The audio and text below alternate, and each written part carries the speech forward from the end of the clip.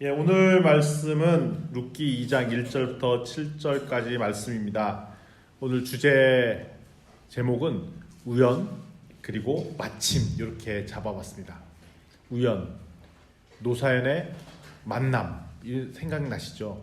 노사연의 만남이란 대중가요가 생각나시는 분이면 연식이 좀 되신 분, 몇몇 분들은 듣도 보도 못한 노래다라고 얘기를 하는데 이게 아마 80년대 후반, 89년도 이 정도 됐을 거예요. 노사연이 우리의 만남은 우연이 아니겠지. 아니야. 우리 추자매님은 그거를 아시는 게 좀 신기한데, 아마 좀 옛날에 좀 놀았던 경험들이 좀 있지 않았을까 싶은 생각이 듭니다. 룻기 1장들 잠깐 좀 리뷰해보면 사사시대에 엘리멜렉과 나오미 그리고 두 아들은 이스라엘에 임한 기근을 피해서 모압 땅으로 이사를 갔죠. 근데 남편이 죽자 두 아들과 모압 여인과 두 아들은 모압 여인과 결혼을 시켰지만 두 아들도 죽어버렸습니다. 하나님께서 다시 양식을 주신다는 소문을 듣고 돌아가기로 결정했고 두 며느리와 함께 가던 중에 두 며느리에게 다시 모압 땅으로 돌아가라고 하자 둘 중 룻만 남기로 결정했습니다. 이게 지난번까지 했던 마음이죠. 이때 룻의 놀라운 믿음의 고백을 했잖아요. 1장 16절에 어머니께서 가시는 곳에 나도 가고 어머니께서 머무시는 곳에서 나도 머물겠나이다. 어머니의 백성이 나의 백성이 되고 어머니의 하나님이 나의 백성이 되시리니. 아주 훌륭한 믿음의 고백을 했습니다. 이 믿음의 고백을 들은 나오미는 그래 더 이상 남아있지 말라 이런 말을 못하고 그냥 데리고 갑니다.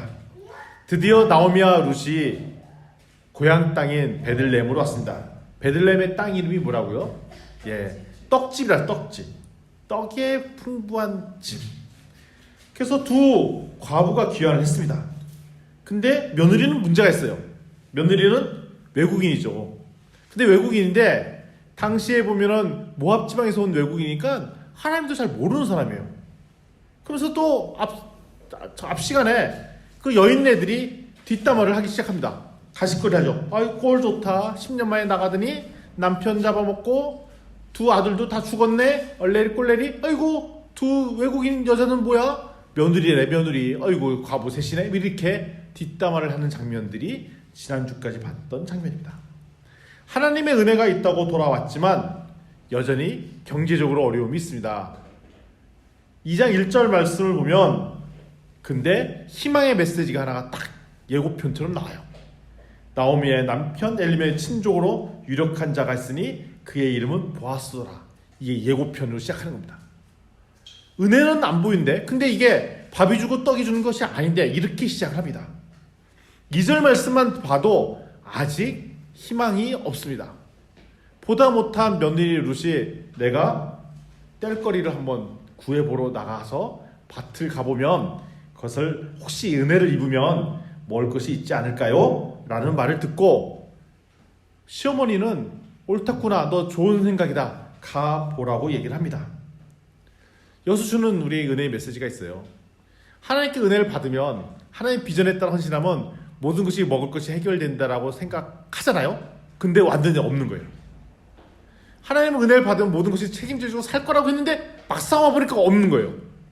아니 뭐야, 하나님께서 은혜 받고 모든 것을 결단하고 나는데 왜 아무런 결과가 없어요?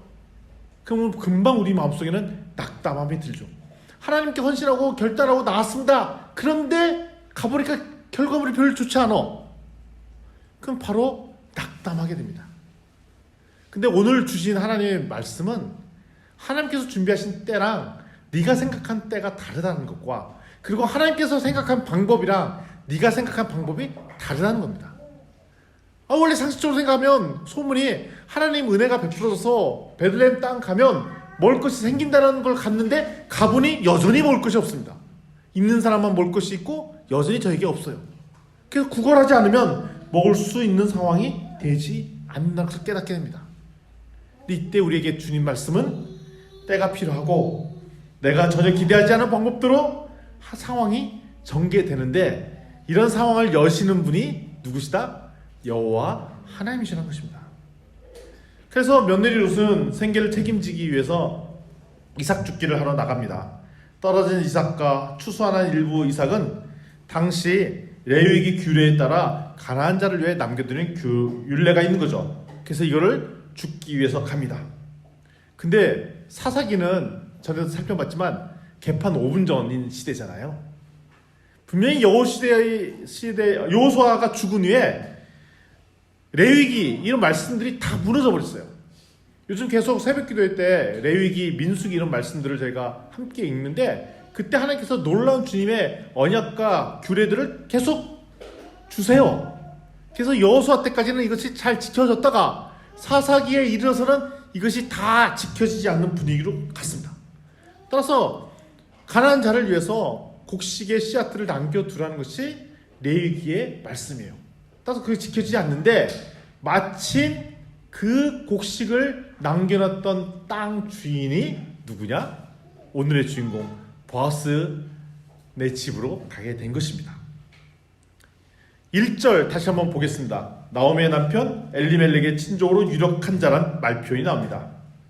기업물자의 전통에 의하면 가까운 친척 순서대로 정해져서 그 가족을 책임지는 그런 순서가 있어요. 따라서 엘리멜렉이 병고를 당하면 거의 가까운 친족인 보아스가 이거를 책임져 주는 게 당연한 율례인데 그 순번인 보아스, 우리가 마침 갔던 땅이 보아스의 땅인지 몰랐잖아요. 근데 같이 가보니까 그 친족인 보아스 땅에 간 겁니다. 기업물을 자라는 것은 이스라엘은 재산 상속이 남성에게만 있기 때문에 가족 중에 남자가 없으면 어려움을 당하게 되어 있습니다. 그래서 이 문제를 해결하기 위해서 기업물을 자, 즉 가까운 가족 중에 형제가 죽어서 대가 끊어질 것 같으면 대신 가족의 대를 이어주는 전통이 있고 재산 상속도 해야 되는 거죠. 이거는 신명기 25장 5절에 있는 말씀입니다. 제가 신명기 25장 5절 말씀을 읽어보도록 하겠습니다. 형제들이 함께 사는데 그중 하나가 죽고 아들이 없거든 그 죽은 자의 아내는 나가서 남편에게 시집까지 말 것이며 그의 남편의 형제가 그에게로 들어가서 그를 맞이하여 아내로 삼아 그의 남편의 형제된 의무를 그에게 다 행할 것이요. 따라서 엘리멜렉의 기업물을 자로 당연히 보아스가 서열 순위 2위로 존재하고 있었다는 것입니다. 근데 우연찮게 이삭 주스로 간 땅이 그 집 땅이라는 것이죠. 우연입니다. 우연. 그런데 마침 그 곡식 땅으로 갔다는 것은 진짜 우연인 것입니다. 3절에. 근데 4절 말씀 보면 마침 보아스가 그 땅에 있었더라 라고 되어 있습니다. 저는 맥락을 살펴보니까 보아스가 항상 그 땅에 와 있는 것이 아니라 어쩌다 한번 있었다는 것을 감을 잡을 수가 있어요. 왜냐하면 당연히 맨날 와 있으면 마침이라는 표현을 쓰지 않았을 거라고요. 근데 마침 보아스가 그 땅에 있었다는 것은 평상시에 나와 있지 않는데 가끔 들리는데 마침 그때, 그러니까 우연히 룻이 들렸는데 마침 그때 보아스가 있었다는 것입니다. 우리는 우연히 만든 상황을 하나님께서는 섭리로 상황을 만든 거죠. 아까 모두에 룻이 했던 고백이 있었습니다. 룻이 1장 16절에 어머님의 하나님은 나의 하나님입니다 라고 고백하는 여인과 보아스의 만남이 시작됩니다. 근데 보아스는 어떤 사람이냐? 룻기 2장 4절 보니까 이런 인사를 합니다. 여호와가 너희와 함께 하시기를 원하나이다 라고 인사하는 사람입니다. 이게 뭐냐면 자기의 종들한테 가서 인사를 하는데 하나님의 임재가 당신에게 있길 원합니다 라고 하나님의 축복을 빌어준 사람이에요. 그러니까 하나님과 동행하기를 원한다는 것을 항상의 축복의 말로 비는 사람이에요. 영적인 분이고 은혜가 있는 분이죠. 그러니까 두 사람의 만남은 한 사람은 하나님, 어머니의 하나님이 나의 하나님이요 라고 고백하는 그 여인과 당신이 하나님과 함께하길 원합니다 라고 인사를 하는 사람의 만남인 것입니다. 당신은 어떤 시대이냐? 사사기 시대였어요. 하나님을 믿지 않는다고 고백하는 이스라엘 백성들이 가득할 때 외국 여인 한 사람은 어머니의 하나님이 나의 하나님이라고 고백하는 거고, 보아스는 당신에게 여호와의 임재하심이 있기를 원합니다. 그렇게 영적인 두 사람이 만났습니다. 아주 우연히 마침 그때 서로 만나게 된 거죠. 이런 우연과 마침의 역사적인 상황으로 그 둘이 나중에는 결국 눈을 맞아서 결혼하게 되고 다윗을 낳게 되고, 바로 나온 건 아니죠. 다윗의 그 손조들을 낳게 된 것이고, 그 후예가 예수 그리스도를 낳게 된 것입니다. 믿음의 후예가 그렇게 이어진 것입니다. 저도 그런 만남들이 있었죠. 제 아내와 저 만남도 진짜로 우연히 만났습니다. 물론 같은 교회를 다니긴 했지만 때마침 우연히 처남을 제가 가해 공부를 시키게 된 상황이 됐고, 우연히 그마침 아내가 직장 다니다 그때만 쉬고 있을 때, 그 틈을 타서 제가 과외 공부를 시켜줬고, 뜻하지 않은, 그래서 의도했다는 것이 아닙니다. 그렇다고 제가 계획은 없었죠. 전혀 계획이 없었는데 의도치 않게 눈이 맞아서 결혼하게 돼서 지금 거의 이제 25년, 26년을 살게 된, 그러니까 만난 지 벌써 30년이 다가오는 게 되었습니다. 우연. 근데 저희는 그걸 우연이라고 표현하지만 하나님의 섭리가 있었다. 이 놀라운 일이 있었던 거죠. 우리 목사님도 결혼하는 과정들을 보면은 놀라운 얘기를 하잖아요. 우연히 그 사이버 공간에서 만나서 하나님의 섭리로 결국 결혼하게 되고, 아주 깊어진 관계가 돼서 결국 오늘의 놀라운 축복이 있게 되었다. 할렐루야. 아멘. 그나마 여기서 가장 영적인 관계로 만난 분은 우리 구모 형제와 우리 추모 자매님, 영적으로 만나서 영적인 믿음의 고백으로 해서 했던 거. 그래서 네가 나온 거야. 그래서 우리 장로님께서 맨날 그 고백하시잖아요. 그 며느님 되는 야, 너 이 선교사 되면 뭐 했더니, 전 뭐 굶어 죽어도 좋습니다. 그 고백에 그래 결혼해라. 그 고백을 계속 반복해서 하시잖아요. 그게 감명 받으셨다는 거죠. 하나님께서 장로님께 감동을 주신 거잖아요. 그 감동이 없었으면 너는 없을 수도 있어. 지금 너 없을 수도 있어. 아버님께서 감동을 못 받으셨으면 할아버지가. 그러니까 우리는 다 우연한 상황 속에 있는 것이지만 그 상황에 누가 역사하시냐? 하나님께서 섭리를 베푸셔서 역사하셨다는 것입니다. 근데 그거는 우리는 잘 모르죠. 문제는 하나님의 섭리를 우리는 잘 모르고 그냥 우리는 우연히 그 일들이 생기게 되었나라고 생각할 수밖에 없습니다. 진짜 오늘 우연히 제가 잘 가지도 않는 카페에서 앉아있는데 우연히 아내한테 문자를 받았어요. 일찍 뭐가 끝났다고. 그래서 그럼 들려라. 그래서 만나서 커피 한잔 하는데 아내가 원래 산만하지 않거든요. 갑자기 거리를 보더니 우연히 최모 권사님을 딱 본 거예요. 우리 아내가 지나다 그런 거 잘 보는 사람이 아닙니다. 저는 그런 걸 잘 보거든요. 저는 산만하기 때문에. 근데 저는 창가를 등지고 앉았기 때문에 못 보는데 딱 봤어요. 그래서 뛰쳐나갔고 반가워갖고 인사드렸더니 우연히 생전 가은 주차장에서 만나갖고 결국 우리 함께 신방하게 되고, 신방에서 저녁도 먹게 되고 축복의 장소 만남이 있어지고, 저희는 잘 모르죠. 오늘의 만남이 그냥 우연히 만났을 뿐이고 우연히 밥 먹고 즐겼을 뿐인데 이것이 하나님께서는 놀라운 계획이 있었을 거라는 믿음이 저에게 있습니다. 수많은 우연을 통해서 하나님께서는 역사를 만들어 가시고, 우리는 섭리지만 하나님 그걸 또 이용해서 역사를 만드시는 분이세요. 단 그래서 우리는 하나님을 신뢰할 필요가 있는 것입니다. 아멘. 창세기 18장과 19장을 보면 하나님 두 천사가 아브라함을 방문하고 자식을 주겠다는 약속과 조카 롯이 있는 소돔 땅을 멸하실 때 예언을 듣죠. 그래서 아브라함은 하나님과 딜을 하잖아요.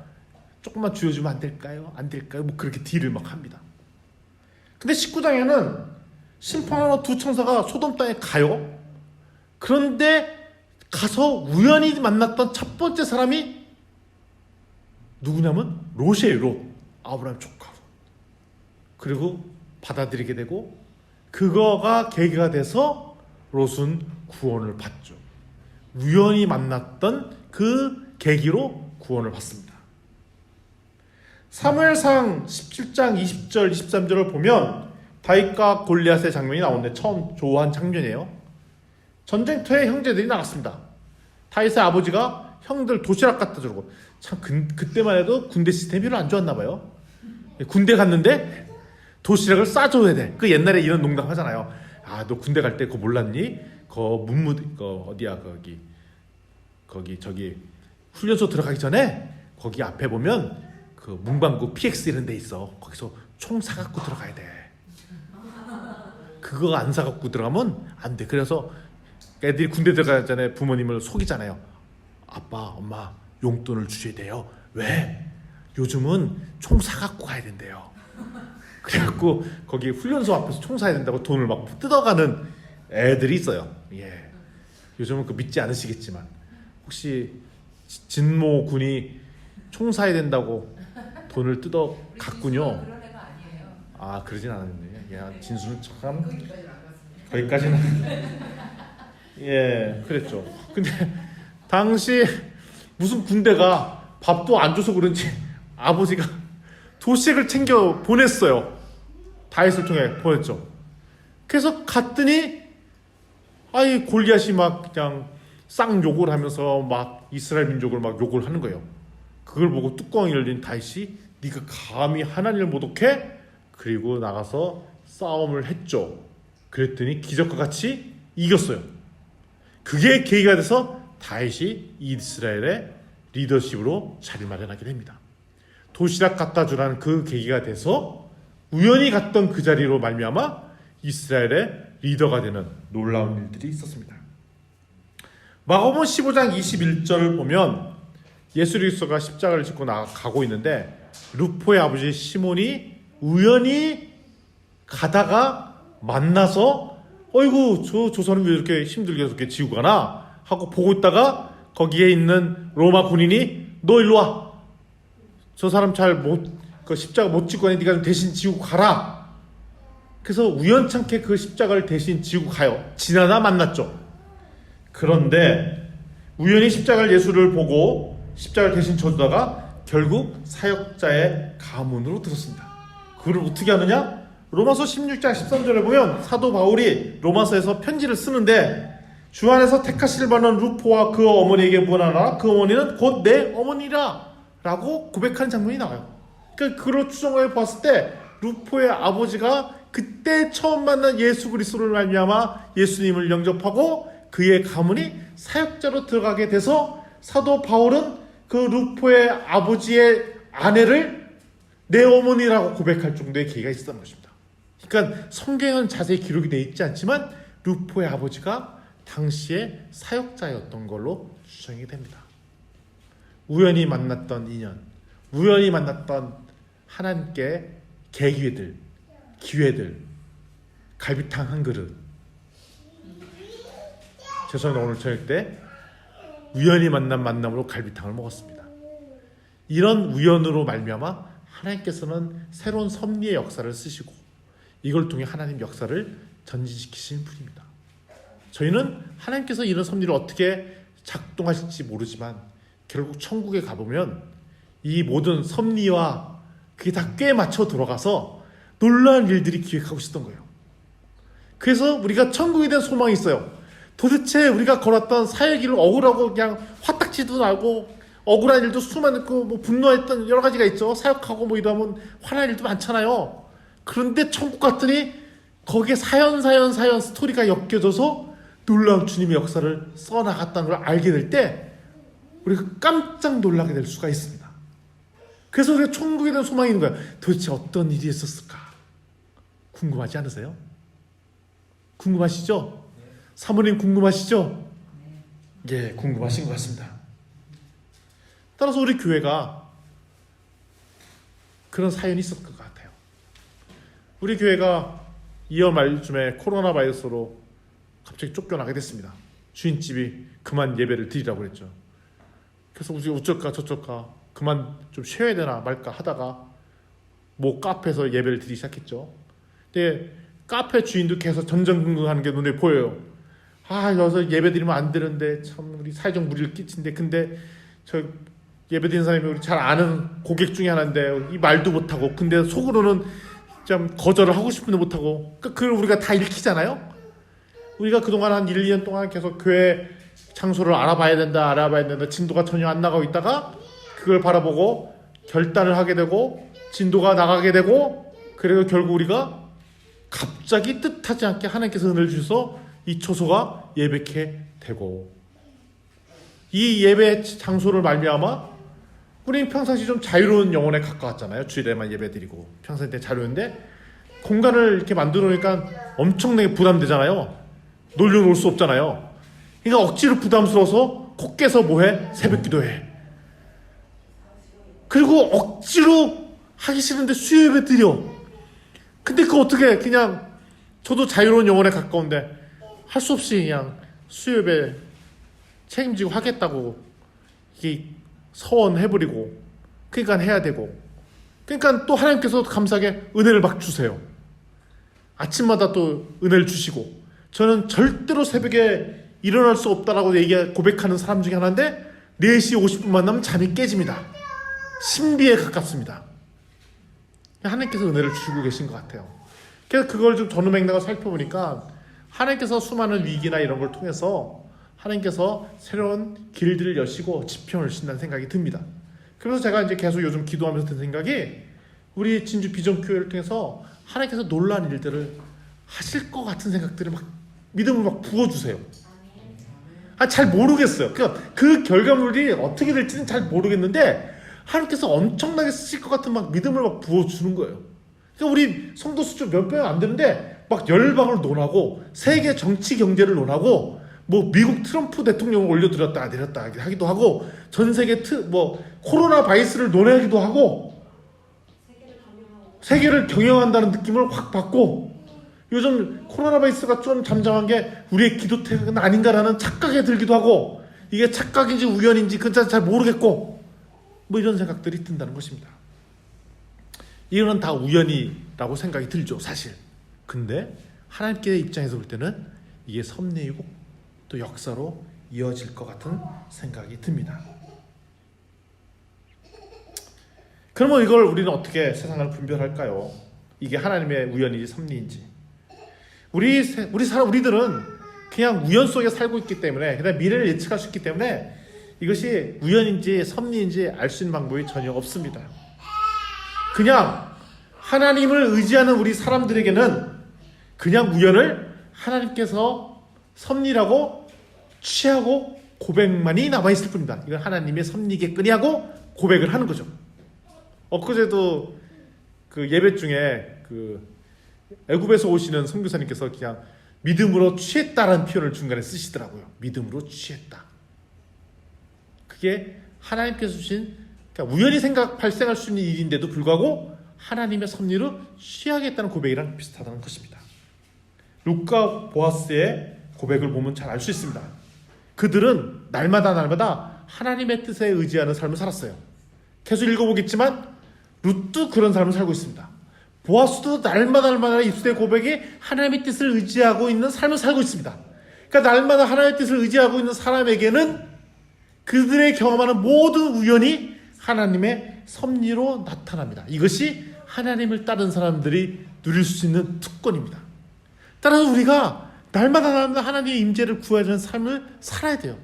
날마다 우리가 기도해야 하는 이유가 여기 있어요. 뭐냐면 하나님의 은혜를 구해야 하나님의 섭리 속에 들어갈 수 있기 때문에 그렇습니다. 그게 없으면 우리는 맨날 헷갈리는 거예요. 이게 하나님 뜻이야? 우연히 일어난 거야? 아니면 그냥 착각이야? 이럴 수 있다는 것입니다. 그래서 날마다 하나님의 임재 속에 우리가 들어가야 됩니다. 따라서 오늘 이 자리에 오신 우리 비전 교회, 진주 비전교회 우리 성도 여러분, 우연히 이 자리에 왔습니다. 근데 마침 오늘 룻기 설교를 같이 나누는 거예요. 다시금 이런 만남들은 사실은 하나님의 계획과 놀라운 하나님의 비전 속에 있다는 것입니다. 아멘. 우리는 철저히 개인의 삶을 사는 것처럼 보이지만 하나님께서는 이런 개인의 삶을 통해서 하나님 나라의 역사를 이루어 가시는 그 섭리를 다시 한번 경험했으면 좋겠습니다. 따라서 우리가 날마다 깨어 있어야 되고, 날마다 하나님의 임재하심을 구해야 되고, 그래서 우리가 날마다 기도해야 돼요. 제가 최근에 요즘 계속 기도하다가 깨달음이 생겼어요. 하나. 어떤 깨달음이냐면, 아니 기도는 그냥 혼자 하면 되지. 혼자 기도하면 되지. 굳이 뭐 모여서 할 필요가 있나라는 생각이 있었어요.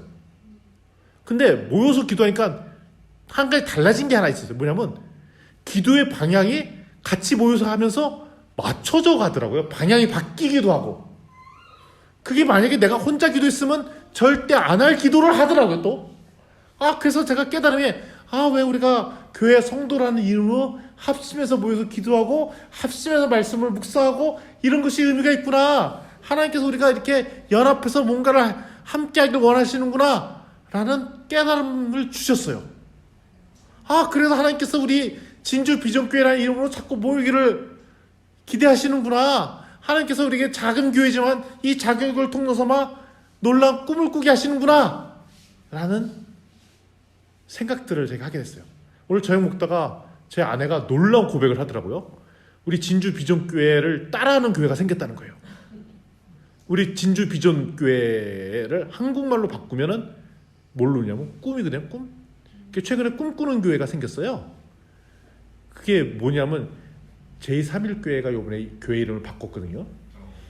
요번 주에 바꿨어요. 그게 이름이 꿈꾸는 교회래요. 그때 아내가 믿음의 선포를 하는 거예요. 진주 비전교회를 벌써 선한 영향력을 따라하는 교회가 생겼다는 거예요. 그 믿음은 크도다. 전혀 그 제231교회는 듣도 보도 못한 얘기인 거죠. 저도 그 얘기 들으면서도 기가 차면서도 아멘 그랬어. 아멘. 할렐루야. 마침 우연히 마침인 것입니다. 아멘. 진짜 믿으셨던 분도 계시다는 것이죠. 아멘. 아멘. 진짜인 줄 아셨던 분이 계셨습니다. 아멘. 오늘 결론을 맺겠습니다. 하나님 우리의 주인이십니다 라고 고백하는 분이 룻의 고백이었어요. 하나님께서는 우리와 함께 하기를 원하십니다.